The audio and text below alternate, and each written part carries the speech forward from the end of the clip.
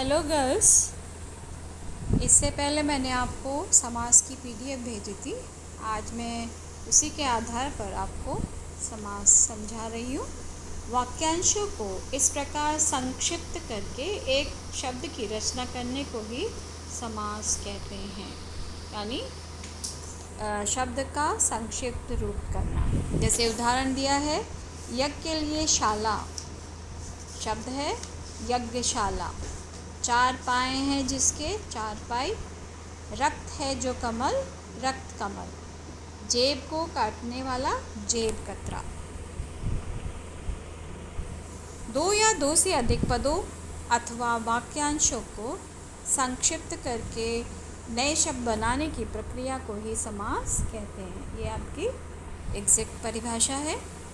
यहाँ पर आपको समस्त पद और समास विग्रह के विषय में जानना है। रचना में दो पद होते हैं। पहला पद पूर्व पद और दूसरा उत्तर पद कहलाता है। इन दोनों के समास से बना नया शब्द समस्त पद कहलाता है। यानी जब हम उसको जोड़ देते हैं, जो संक्षिप्त मेल है उसको हम एक साथ लिख देते हैं, तो वो क्या कहलाता है? समस्त पद। जैसे आपने पढ़ा था, चार पाए हैं जिसके, ये तो क्या है? विग्रह हो गया और समस्त पद बन गया आपका चार पाई। क्लियर? यहाँ पर जो अभी उदाहरण आपने पढ़े थे, उदाहरणों में यज्ञ, चार, रक्त और जेब पूर्व पद हैं और शाला, पाए, कमल और कतरा उत्तर पद है, यानी बाद का पद है। इसके मेल से बनाए गए नए शब्द जो है यज्ञशाला, चारपाई, रक्त कमल और जेब कतरा समस्त पद हैं। समास विग्रह किसे कहते हैं?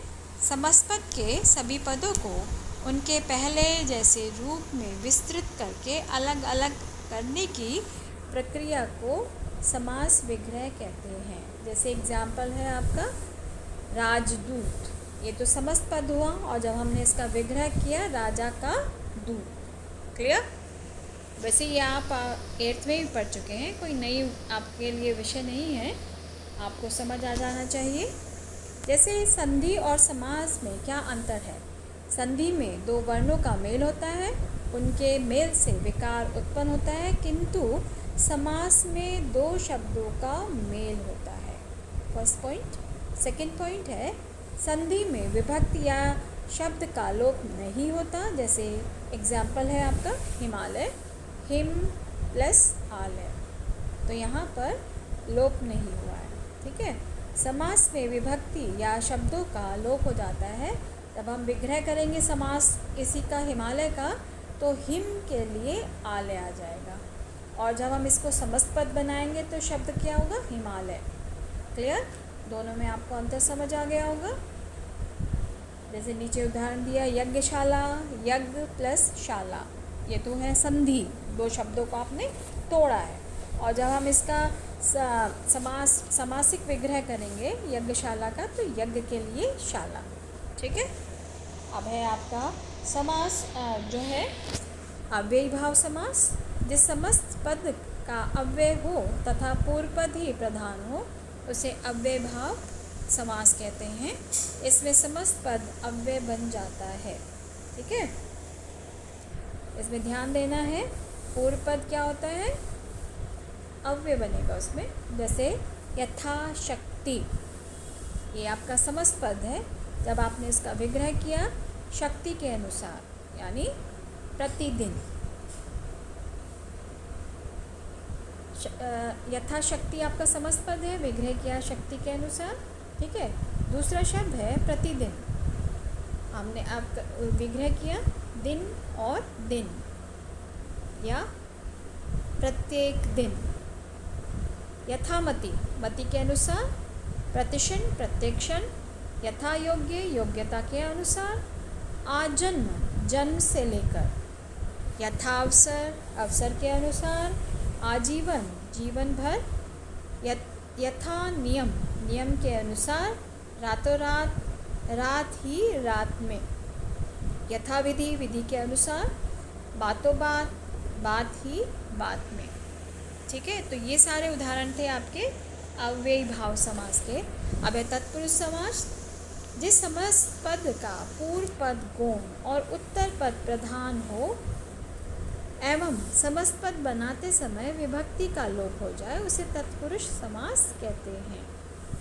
यहाँ ध्यान देने योग्य बात है कि जिस समस्त पद का पूर्व यानी पहला पद साइलेंट होता है तथा उत्तर पद क्या होता है और उत्तर पद प्रधान होता है, उसे आपको तत्पुरुष समास कहते हैं। जैसे उदाहरण दिया है शरणागत, तो यहाँ पर जो शरण है वो फर्स्ट आपका पूर्व पद है, आगत आपका उत्तर पद है, तो उत्तर पद क्या हो गया, प्रधान हो गया, शरण को आगत।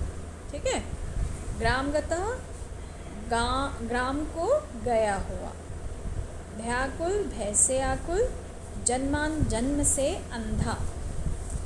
और जब आप उसका समासिक पद कर रहे तो जो आपकी विभक्तियाँ हैं उनका लोप हो जा रहा है। ठीक है। सत्याग्रह, सत्या के लिए आग्रह। हवन सामग्री, हवन के लिए सामग्री। गुणहीन, गुण से हीन। देश निकाला, देश से निकाला। राजदूत, राजा का दूत। गंगा जल, गंगा का जल। तो इस तरह से आप लोग समझ लेंगे कि क्या समस्त पद है और क्या समास विग्रह है। अब आपका है दूसरा समास कर्मधारय समास। जिस समस्त पद के दोनों पदों में विशेषण विशेष्य या उपमेय उपमान का संबंध होता है उसे कर्मधारय समास कहते हैं। सब जानते हैं विशेषण क्या होता है, विशेष्य क्या होता है। ठीक है। उपमेय यानी जिससे उसकी, अभी हमने आपको जब अलंकार करवाए थे, ये दोनों ज़्यादा मैं क्लियर नहीं कर रही हूँ, उपमेय उपमान हमने आपको उपमा अलंकार में करवाया था। ठीक है। कर्मधारय समास में भी उत्तर पद प्रधान होता है, जैसे कि अभी आपने तत्पुरुष में पढ़ा था, उसमें भी उत्तर पद प्रधान था और यहाँ पर भी उत्तर पद प्रधान है। महात्मा, महान है जो आत्मा। और जब आप विग्रह करेंगे तो है जो का प्रयोग करोगे, या फिर जब आप उपमेय उपमान का प्रयोग करोगे तो उसमें आपका क्या आ जाएगा, रूपी या के समान। ठीक है। विद्याधन, विद्या रूपी धन। नीलकमल, नीला है जो कमल। भवसागर, संसार रूपी सागर। परमानंद, परम है जो आनंद। चंद्र खिलौना, चंद्रमा रूपी खिलौना। सज्जन, सत्य है जो जन। घनश्याम, घन के समान श्याम। घन कहते हैं बादल। पीतांबर, पीला है जो अंबर। कमल नयन, कमल के समान नयन। महाकाव्य, महान है जो काव्य। चंद्रमुख, चंद्र के समान मुख। नीलकंठ, नीला है जो कंठ।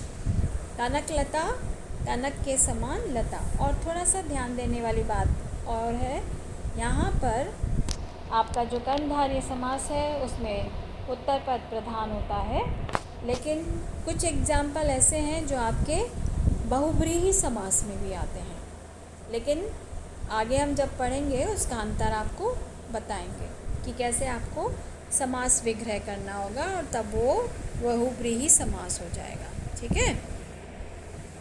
द्विगु समास।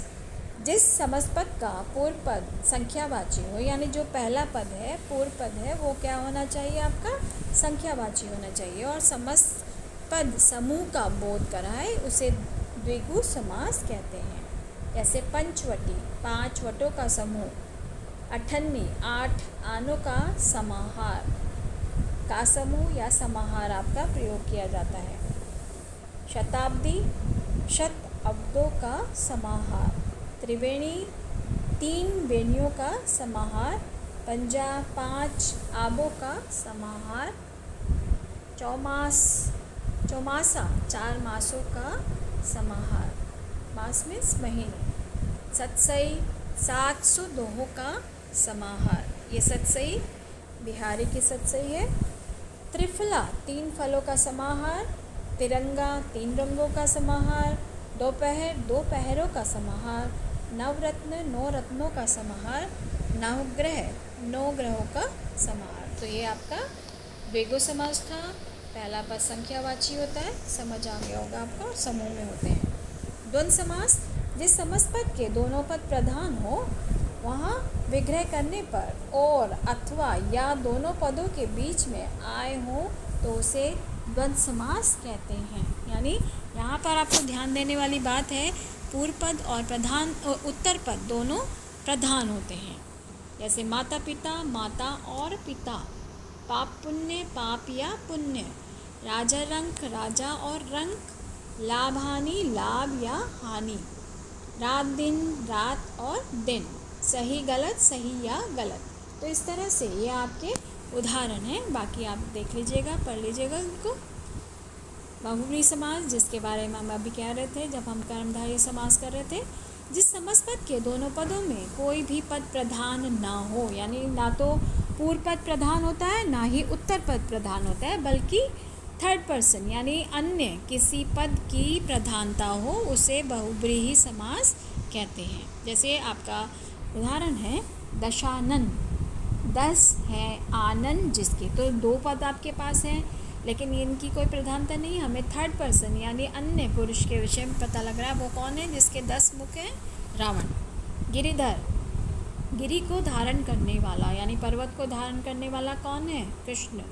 पीताम्बर, पीला है अंबर जिसके, पीले हैं अंबर जिसके या पीताम्बर है जिसका, कौन है, विष्णु।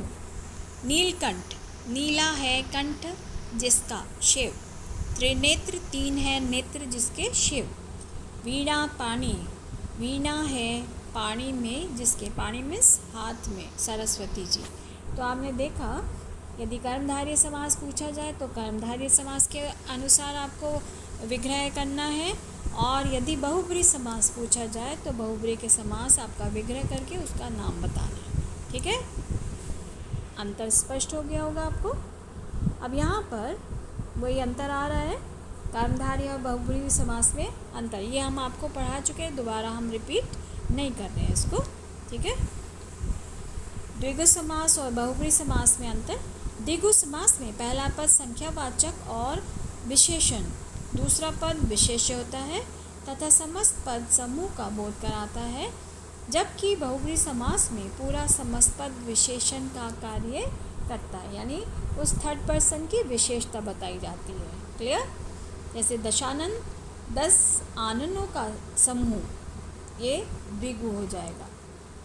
ठीक है, और जब हम इसको बहुब्रीहि समास करेंगे तो क्या आ जाएंगे, 10 हैं आनंद जिसके, रावण। ठीक है, त्रिनेत्र, 3 नेत्रों का समूह, द्विगु। 3 नेत्र हैं जिसके, शिव। आपको थोड़ा ये समस्त पद का जब हम विग्रह कर रहे हैं दोनों में अंतर है, वो ध्यान से पढ़ना है। तिरंगा, 3 रंगों का समाहार, और यदि हमें बहुब्रीहि करना है तो उसको क्या करेंगे, 3 रंग हैं जिसमें।